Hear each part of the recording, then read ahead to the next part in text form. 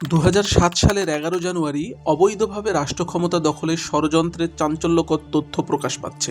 ১/১১ ষড়যন্ত্রের অন্যতম কুশীলব কয়েকজন সাবেক সেনা কর্মকর্তাকে গ্রেপ্তার করা হয়েছে।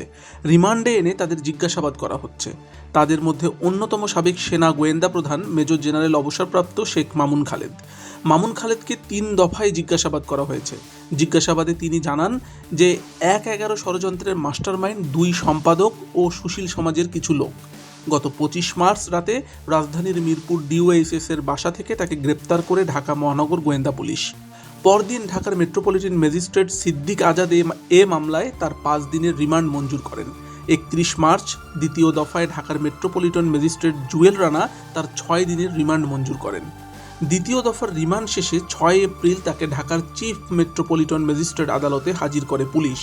এরপর মামলার সুষ্ঠু তদন্তের জন্য তৃতীয় দফায় তাকে ৪ দিনের রিমান্ডে নিতে আবেদন করেন মামলার তদন্ত কর্মকর্তা। শুনানি শেষে ঢাকার মেট্রোপলিটন ম্যাজিস্ট্রেট সিদ্দিক আজাদ তার ৩ দিনের রিমান্ড মঞ্জুর করেন। একাধিক দায়িত্বশীল সূত্র জানিয়েছেন, রিমান্ডে মামুন খালেদ ১/১১ ষড়যন্ত্রের মূল হোতাতের বিষয়ে গুরুত্বপূর্ণ তথ্য দিয়েছেন। রিমান্ডে তার কাছে মূলত জানতে চাওয়া হয় কেন, কারা এবং কী উদ্দেশ্যে ১/১১ সংগঠিত করে। উত্তরে মামুন খালেদ জানিয়েছেন, সুশীল সমাজের একটি অংশের ষড়যন্ত্রের ফসল ছিল ১/১১। এই সুশীল সমাজ বাংলাদেশে একটি অনির্বাচিত সরকারকে দীর্ঘমেয়াদে ক্ষমতায় রাখতে আন্তর্জাতিক সম্প্রদায়ের কাছে ধর্ণা দেয়। তাদের একাংশের তৎপরতায় বাংলাদেশ সৃষ্টি করা হয় ভয়াবহ রাজনৈতিক অস্থিরতা। একই সঙ্গে জঙ্গি নাটক সাজিয়ে বিশ্বে বাংলাদেশকে একটি বিতর্কিত রাষ্ট্র হিসাবে প্রতিষ্ঠিত করার চেষ্টা হয়। মামুন খালেদ দাবি করেন, ১/১১ ষড়যন্ত্রের সঙ্গে সেনাবাহিনী যুক্ত হয়েছে শেষ পর্যায়ে। তার মতে, শান্তি মিশনে বাংলাদেশ সেনাবাহিনীর অংশগ্রহণ বন্ধ হয়ে যাবে এ বার্তা পাওয়ার পরই সশস্ত্র বাহিনী ১/১১ ষড়যন্ত্রে অংশ নেয়। রিমান্ডে মামুন দাবি করেন যে সশস্ত্র বাহিনী ১/১১ পরিকল্পনার অংশ ছিল না, বাস্তবায়নের ভূমিকা রেখেছিল। তদন্ত কর্মকর্তাদের জিজ্ঞাসাবাদে সাবেক ডিজিএফআই এর প্রধান জানান, ১/১১ মূল পরিকল্পনাকারী ছিল সুশীল সমাজের মুখপাত্র হিসাবে পরিচিত ২টি সংবাদপত্র। এই ২ পত্রিকা অনির্বাচিত সরকারকে কিভাবে ক্ষমতায় আনা যায়, কিভাবে রাজনৈতিক সংগঠনগুলোকে বিতর্কিত এবং নিষ্ক্রিয় করা যায়, সর্বোপরি কিভাবে বিদেশি সহায়তায় একটি শক্তিশালী সুশীল সরকারকে দীর্ঘদিন ক্ষমতায় রাখা যায় তার নীলনকশা প্রণয়ন করেছিল। মামুন বলেন, ১/১১ আগে এবং ১/১১ সময়ে সংবাদপত্র দুটির সংবাদ সম্পাদকীয় এবং মন্তব্য প্রতিবেদন পড়লেই এ ষড়যন্ত্রের আদ্যোপান্ত জানা যাবে। তিনি বলেন, ২০০১ সালে বিএনপি নেতৃত্বাধীন ৪ দলীয় জোট সরকার ক্ষমতায় আসার পর থেকেই একটি বিশেষ চক্র সক্রিয় হয়ে ওঠে। ২০০৬ সালের শুরু থেকে দেশের প্রভাবশালী একটি বাংলা ও একটি ইংরেজি দৈনিক সুপরিকল্পিতভাবে সরকারের বিরুদ্ধে নেতিবাচক প্রচার চালিয়ে যায়। তথাকথিত যোগ্য প্রার্থী বাছাইয়ের নামে এনজিও ও সুশীল সমাজের প্রতিনিধিদের নিয়ে দেশব্যাপী সেমিনার এবং গোলটেবিল বৈঠকের আয়োজন করা হয়, যার মূল লক্ষ্য ছিল রাজনীতিবিদদের প্রতি সাধারণ মানুষের ঘৃণা সৃষ্টি করা। মামুন খালেদ দাবি করেন, ওই সময় কিছু প্রভাবশালী মহল দেশের রাজনৈতিক পরিস্থিতি নির্দিষ্ট দিকে নিয়ে যেতে কাজ করছিল। তার ভাষ্যমতে, একটি বাংলা ও একটি ইংরেজি দৈনিক তৎকালীন বিএনপি নেতৃত্বাধীন ৪ দলীয় জোট সরকারের সমালোচনার আড়ালে এমন একটি জনমত তৈরি করেছিল যেখানে রাজনীতিবিদদের প্রতি মানুষের আস্থা কমে যায়। তিনি অভিযোগ করেন, এ প্রক্রিয়ায় বিরাজনীতিকরণ ধারণাটি সামনে আনা হয় এবং সেটি জনপ্রিয় করতে সংবাদ পরিবেশন এবং বিশ্লেষণে বিশেষ গুরুত্ব দেওয়া হয়। তৎকালীন মার্কিন প্রেসিডেন্ট জর্জ ডব্লিউ বুশের ওয়ার এগেইনস্ট টেরর সুযোগকে কাজে লাগিয়েছিল এই দুষ্ট চক্র। ১/১১ পরবর্তী 2 বছর দেশের ওই প্রভাবশালী দুটি পত্রিকা কেবল সংবাদ মাধ্যম হিসেবেই কাজ করেনি, বরং তারা ছিল ডিজিএফআই এর অঘোষিত মুখপত্র। গোয়েন্দা সেলে রাজনৈতিক নেতাদের উপর নির্যাতনের মাধ্যমে আদায় করা বানোয়াট ও কল্পিত তথ্যগুলো কোনো প্রকার যাচাই বাছাই ছাড়াই বিশেষ প্রতিবেদন হিসেবে ছেপে দেওয়া হতো।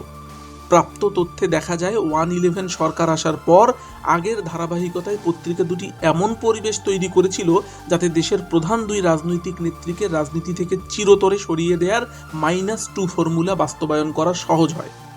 পরিকল্পনাকে সমর্থনযোগ্য করে তুলতে বিভিন্ন প্রতিবেদন, কলাম ও টকশোতে ধারাবাহিকভাবে একটি নির্দিষ্ট বয়ান প্রচার করা হয়েছিল।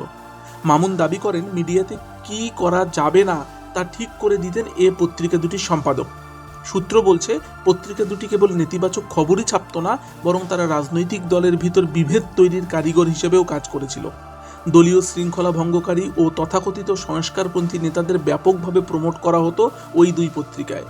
প্রধানমন্ত্রী তারেক রহমান সহ বিএনপি নেতাদের যখন রিমান্ডে নিয়ে নির্যাতন করা হচ্ছিল, তখন এ পত্রিকাগুলো মানবাধিকার লঙ্ঘনের বিষয়টি এড়িয়ে গিয়ে বিরাজনীতিকরণের নীল নকশা বাস্তবায়নে ব্যস্ত ছিল। তারেক রহমানের বিচার হতেই হবে শিরোনামে এক সম্পাদক প্রথম পৃষ্ঠায় কলাম লেখেন। রিমান্ডে খালেদ মামুন বলেছেন, বিভিন্ন সরকারের কঠোর সমালোচনা করলেও কোনো সরকারই তাদের ব্যবসায়িক স্বার্থে আঘাত করেনি, বরং তাদের সম্পদ ও প্রভাব ক্রমে জ্যামিতিক হারে বেড়েছে। মঈনের চায়ের দাওয়াতে 2 সম্পাদক। গোয়েন্দা জিজ্ঞাসাবাদে মামুন কিছু গুরুত্বপূর্ণ তথ্য দিয়েছেন, এগুলো তদন্তকারীরা খতিয়ে দেখছেন। মামুন জানিয়েছেন, ক্ষমতা দখলের 3 দিন আগে 8 জানুয়ারি 2 সম্পাদক সেনা সদরে সেনাপ্রধান মঈনুল আহমেদের সঙ্গে সাক্ষাৎ করেন।